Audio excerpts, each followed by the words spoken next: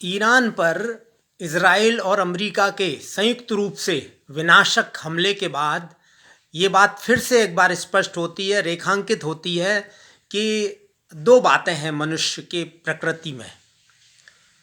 एक तो वो बहुत डरा हुआ है,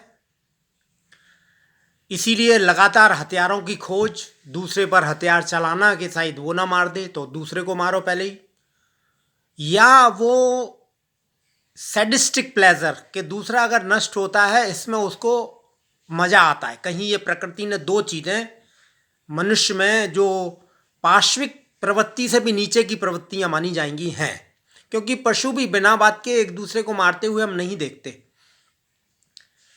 अब ये बात इतनी खतरनाक होती जा रही है और हथियारों की खोज, क्योंकि ये टैलेंट नेचर ने दिया और हमारे जो वैज्ञानिक हैं, जो जिनका दिमाग है काफ़ी, वो जो लोग बड़ी बड़ी खोजें कर लेते हैं मानवता के लिए, जैसे आइंस्टीन हुए तो वो न्यूक्लियर वेपन बनाने में एक बार मदद कर रहे थे।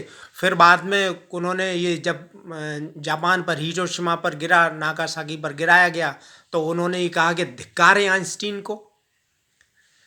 तो ऐसा देख के ये सब लगता है कि ये डरा हुआ आदमी बहुत ज़्यादा हर मानव, और फिर डरा नहीं है तो उसको ये खेल सूझता है पर पीड़नाए, जो हमारे यहाँ कहा गया कि दूसरे की पीड़ा के लिए शक्ति का प्रयोग नहीं हो, पर वो शक्ति का प्रयोग दूसरों को पीड़ा देने के लिए कर रहा है। क्योंकि अमेरिका तो वहाँ से 10,000 के आसपास किलोमीटर दूर है, कभी भी ईरान से खतरा नहीं है। इजराइल को थोड़ा मोड़ा खतरा इजराइल को भी नहीं है, क्योंकि इजराइल भी इतना सक्षम है कि वही सारी दुनिया को, तो कितने देशों के प्रति तो उसने ही उनको जवाबदेह बनाया या उनको नष्ट करने में महारत हासिल की।